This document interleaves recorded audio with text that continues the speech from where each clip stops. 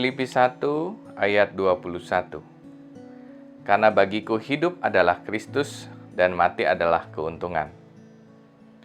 Saudara-saudara, firman Tuhan tadi sangat terkenal dan saya yakin saudara sering mendengarnya. Setidaknya kalau kita pergi ke kebaktian duka dari seseorang yang kita kenal, ayat ini pernah menjadi dasar pelayanan firman yang disampaikan. Siapa lagi yang menuliskan ini kalau bukan Paulus, seorang yang dulunya penganiaya pengikut Kristus, kemudian berbalik 180 derajat menjadi seorang pewarta Kristus. Tidak main-main karya yang dihasilkannya. 13 tulisan yang terdapat di Perjanjian Baru, mulai dari surat Roma sampai Filemon, berarti separuh Perjanjian Baru itu yang jumlahnya 27 kitab itu merupakan hasil pemikirannya bersama Tuhan.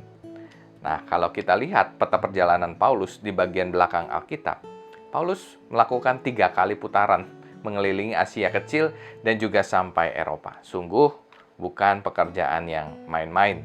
Dan tidak hanya itu, siksaan fisik, ancaman demi ancaman, bahkan sampai penjara sudah Paulus jalani dalam mewartakan Tuhan Yesus kepada orang-orang Yahudi maupun kepada orang-orang non-Yahudi.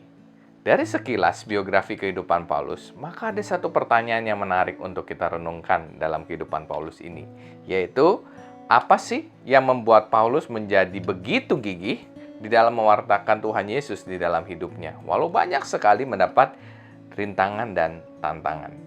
Dari sekian banyak tulisan Paulus, maka saya mengambil Filipi 1 ayat 21, surat yang ditulis oleh Paulus ketika di dalam penjara untuk kita renungkan hari ini.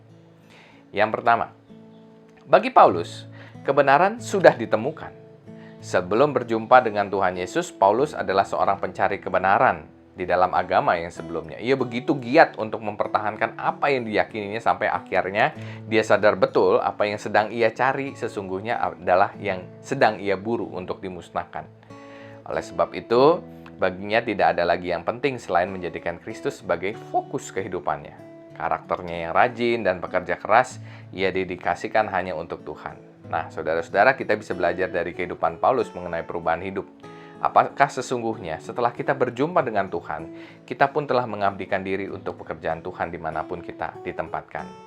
Hal ini adalah hal yang pertama yang bisa kita renungkan. Apakah sungguh-sungguh perjumpaan kita dengan Tuhan Yesus Kristus telah mendatangkan kebenaran bagi kehidupan kita? Hal yang kedua untuk kita renungkan. Ketika bagi orang lain kematian adalah sebuah kerugian besar, tetapi bagi Paulus kematian justru adalah sebuah keuntungan.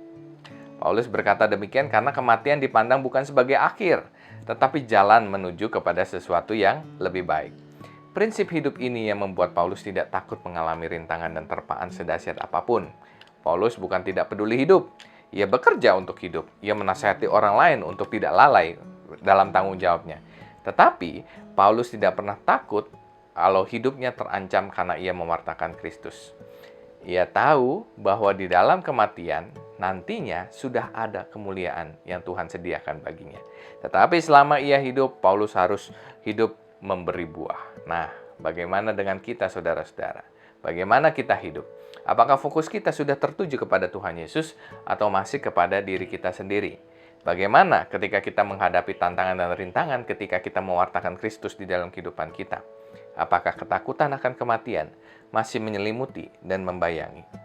Semoga semangat hidup Paulus yang dibahas secara singkat hari ini dapat menginspirasi kita semua untuk memberitakan Injil dengan berani dan hidup bagi Kristus.